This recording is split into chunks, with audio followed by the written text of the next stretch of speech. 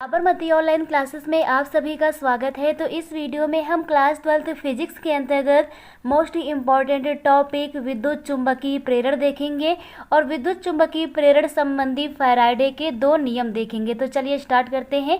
सबसे पहले हम लोग देखते हैं विद्युत चुंबकीय प्रेरण क्या होता है। तो इसके बारे में जान लेते हैं कि विद्युत चुंबकीय प्रेरण की खोज सर्वप्रथम माइकल फैराडे ने किसने की थी? माइकल फैराडे ने की थी।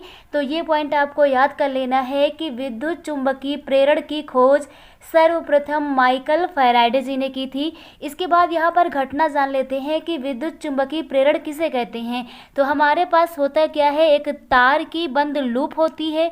तार की क्या होती है? बंद लूप होती है और एक चुंबक होता है। तो जो तार का बंद लूप है और इस चुंबक के मध्य हम आपेक्षिक गति कराते हैं, इनको एक दूसरे की ओर गति कराते हैं, इनकी आपेक्षिक गति कराते हैं। तो होता क्या है, जो हमारा लूप है ना, इस लूप में धारा उत्पन्न हो जाती है और विद्युत वाहक बल उत्पन्न हो जाता है। तो इसी घटना को बोलते हैं विद्युत चुंबकीय प्रेरण। तो यहाँ पर हम लोग देखते हैं कि जब किसी लूप, यहाँ हमें लूप चाहिए, तथा एक चुंबक के मध्य, तो जब किसी लूप तथा एक चुंबक के मध्य आपेक्षिक गति कराई जाती है तो तार के बंद लूप में, किसमें? लूप में एक धारा उत्पन्न हो जाती है जिसे प्रेरित धारा, जिसे क्या कहते हैं? प्रेरित धारा तथा उत्पन्न विद्युत वाहक बल, और जो विद्युत वाहक बल उत्पन्न होगा उसको प्रेरित विद्युत वाहक बल कहते हैं। तो इस प्रकार से आपको ये पॉइंट क्लियर हो रहा होगा कि एक हमारे पास लूप है और एक हमारे पास चुंबक है, इन दोनों के मध्य हम आपेक्षिक गति कराएंगे तो जो हमारी लूप है, इस लूप में क्या होगा, एक धारा उत्पन्न हो जाएगी, करंट उत्पन्न हो जाएगी, जिसे हम प्रेरित धारा कहेंगे, और इसमें एक विद्युत वाहक बल उत्पन्न हो जाएगा जिसे प्रेरित विद्युत वाहक बल कहते हैं। तथा इस परिघटना को, ये जो पूरा क्रियाकलाप हो रहा है, इस परिघटना को विद्युत चुंबकीय प्रेरण कहते हैं। तो इस प्रकार से विद्युत चुंबकीय प्रेरण आप लोगों को क्लियर हो गया होगा।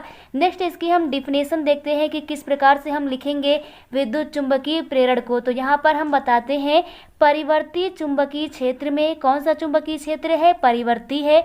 तो परिवर्ती चुंबकीय क्षेत्र द्वारा विद्युत वाहक बल, क्या चीज? विद्युत वाहक बल, या फिर हम कह सकते हैं विद्युत धारा, क्योंकि जब चुंबकीय फ्लक्स के मान में परिवर्तन आता है तो विद्युत वाहक बल उत्पन्न होता है, और अगर विद्युत वाहक बल उत्पन्न हो गया तो धारा उत्पन्न हो जाएगी।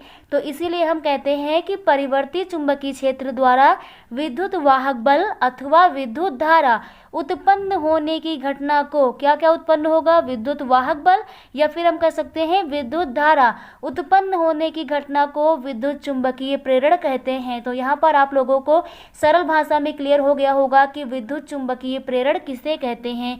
अब हम लोग देखते हैं कि विद्युत चुंबकीय प्रेरण संबंधी माइकल फैराडे ने दो नियम दिए हैं। तो यहाँ पर है फैराडे के विद्युत चुंबकीय प्रेरण संबंधी नियम। तो माइकल फैराडे ने विद्युत चुंबकीय प्रेरण संबंधी दो नियम दिए हैं, जिसमें प्रथम नियम है कि किसी कुंडली से संबद्ध प्रेरित विद्युत वाहक बल का मान। तो यहाँ पर हम बताते हैं कि जैसे यहाँ पर हमारे पास ये एक कुंडली है, तो इस कुंडली में जो विद्युत वाहक बल उत्पन्न होगा, ई उसका मान किसके समानुपाती होगा, ये बताते हैं हम। तो हम लोग बताते हैं कि प्रथम नियम में फैराडे के अनुसार कि जब किसी कुंडली से जो संबद्ध प्रेरित विद्युत वाहक बल है, मीन्स जो इसमें प्रेरित विद्युत वाहक बल उत्पन्न होता है, इसका मान चुंबकीय फ्लक्स क्या होता है? फाई। तो चुंबकीय फ्लक्स के मान में परिवर्तन मीन्स डी फाई हो गया, इसकी ऋणात्मक दर का मतलब ये समय के सापेक्ष है, तो ऋणात्मक दर के समानुपाती होता है। तो ये हम बताते हैं प्रथम नियम में कि किसी कुंडली से संबद्ध प्रेरित विद्युत वाहक बल का जो मान होता है, चुंबकीय फ्लक्स मीन्स फाई में परिवर्तन की ऋणात्मक दर means D phi by D T के समानुपाती होता है। तो इस प्रकार से आ जाएगा E बराबर माइनस का d phi by D t. यहाँ पर E क्या है? यहाँ पर E प्रेरित विद्युत वाहक बल है, फाई जो है यहाँ पर ये चुंबकीय फ्लक्स है, तो डी फाई क्या हो जाएगा, चुंबकीय फ्लक्स के मान में परिवर्तन, और ये समय के सापेक्ष है, मीन्स नीचे डी टी है। तो इस प्रकार से d phi by D t जो है ये हो गया चुंबकीय फ्लक्स के मान में परिवर्तन की दर, और इसका ये ऋणात्मक भाग है। तो चुंबकीय फ्लक्स के मान में परिवर्तन की दर के ऋणात्मक भाग के बराबर होता है, मीन्स समानुपाती होता है प्रेरित विद्युत वाहक बल। तो इस प्रकार से ये फर्स्ट नियम आप लोगों को क्लियर हो गया होगा।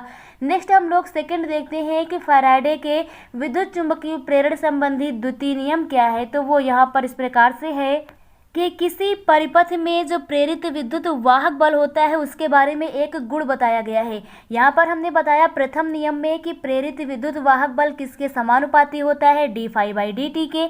द्वितीय नियम में बताते हैं कि जो प्रेरित विद्युत वाहक बल है इसके कार्यधारा उत्पन्न होती है। तो हम कह सकते हैं कि जो प्रेरित विद्युत वाहक बल है या फिर जो धारा है ये क्या करती है, ये सदैव उस कारण का विरोध करती है जिसके द्वारा यह उत्पन्न हुई है। क्योंकि होता क्या है कि जब किसी कुंडली के चुंबकीय फ्लक्स के मान में परिवर्तन होता है तो उसमें विद्युत वाहक बल उत्पन्न हो जाता है, और अगर विद्युत वाहक बल उत्पन्न हो गया तो विद्युत धारा उत्पन्न हो जाता है। तो ये जो हमारी प्रेरित विद्युत वाहक बल है या प्रेरित धारा है ये क्या करता है, इसकी जो दिशा है ना वो ऐसी होती है कि सदैव इस कारण का विरोध करेगी जिसके द्वारा यह स्वयं उत्पन्न हुई है। तो इसी को हम बोलते हैं फैराडे का द्वितीय नियम।